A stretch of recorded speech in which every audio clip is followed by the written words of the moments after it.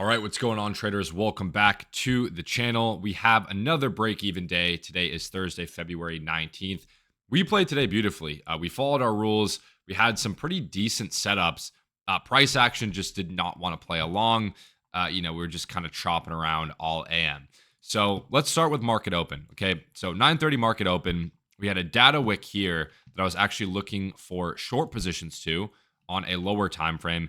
Didn't get any entry trigger here, which it is what it is. And then eventually took out that data wick, that 830 low. And then I was looking for reversal longs actually back to the upside. Now, we did have this 2-minute inverse right here, which I said, is technically a valid trade, kind of a pattern trade. The reason why I said I was not taking this one personally, even though we had equal highs above, we had accumulation, manipulation, distribution. We had an untapped hourly gap here at the time as well for around a 2R. The reason why I didn't take this is because we had an equal low. We had this relative equal low here. And, to me, even though we're inside of a higher time frame gap instead of a 4-hour gap, this equal low, I just didn't like this. If we had swept this external low, I would have definitely taken this long position. But because we didn't sweep that low, we had that equal low, I did not take this long position. Okay. And I'm fine with that. I would consider this probably like a paper trade. What I told you guys is like probably a 50% chance that this plays out. It ended up playing out. Not sure if you'd be profitable on a long enough time frame taking these trades where you have such a clear equal low below. And we had low resistance, like equal lows below here as well. So this was an all right trade. I can see if you would have taken this. But I personally did not take this. My bias today was short. Okay. And I still think we are probably going lower because of this equal low.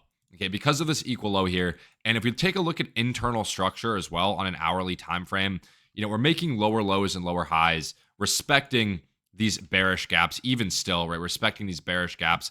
I think we probably do see lower into the end of the day today and tomorrow.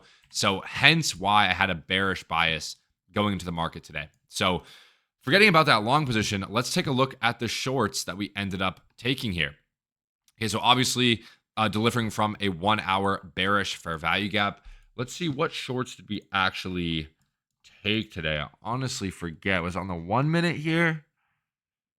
Yeah, so I believe we took this one right here. Yes, we took this short right here. Okay, was it on the 2-minute time frame? I believe it was on the 2-minute time frame. So let me turn off my indicator for a second here.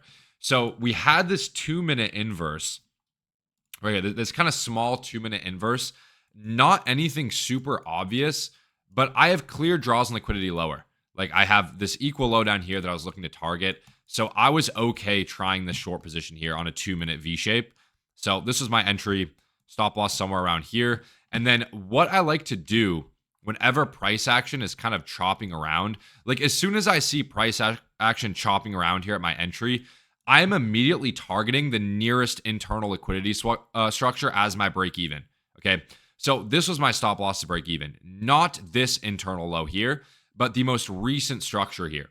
Because what ends up happening a lot of the times when price chops around at your entry after you enter off of an inversion is that you will just bounce off of this demand right here, bounce off of this bullish wick, and then it will stop you out, and then it will kind of chop around, which is exactly what price did in this situation. So we moved our stop loss to break even here. This was a break even trade. I did go in with pretty heavy size.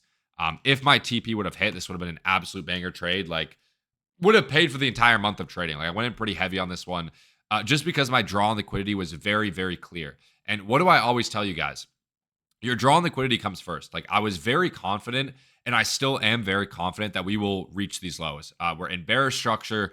We're still respecting higher time frame bearish gaps. We have this equal low. I was okay upping the risk on my live account taking this trade, which ended up being a break-even trade. It is what it is. We followed the rules, executed that perfectly. And then what I saw, I was still looking for shorts here, but I said we need to see some sort of clear bearish confirmation for me to enter the trade.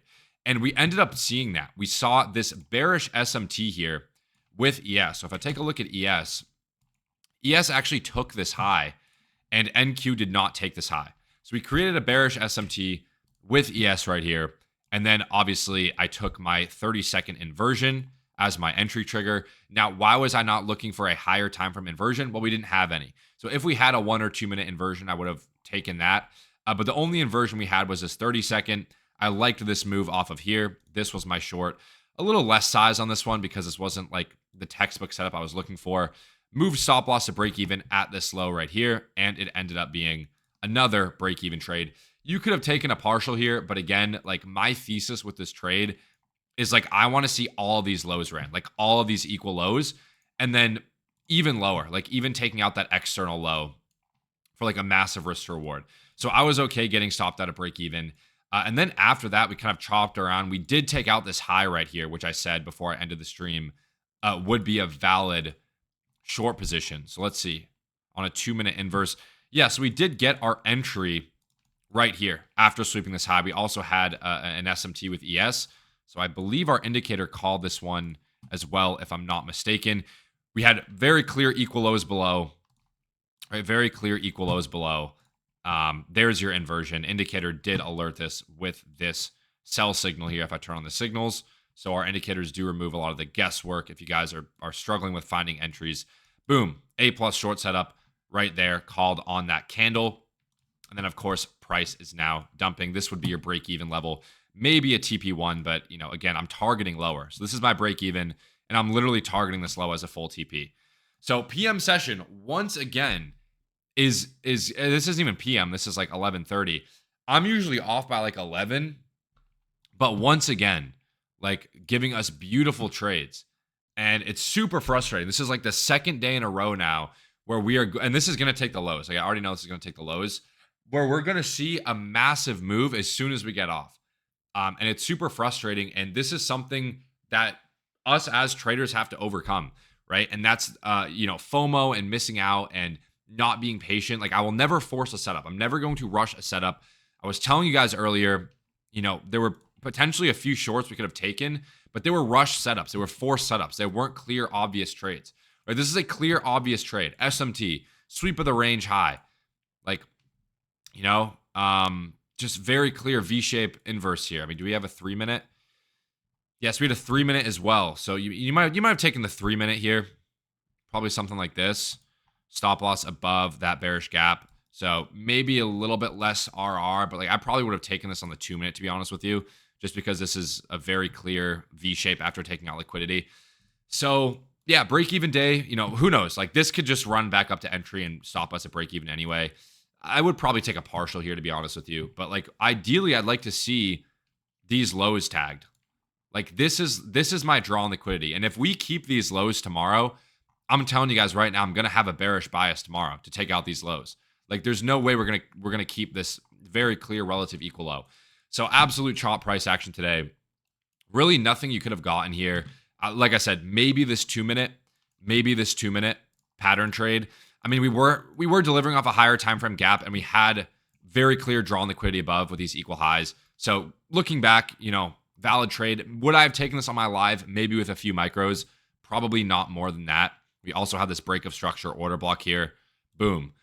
So, you know, valid trade, but again, short bias for me on the day because we have this equal low. I'm fine with missing that long position. I'm actually happy with my bearish bias today.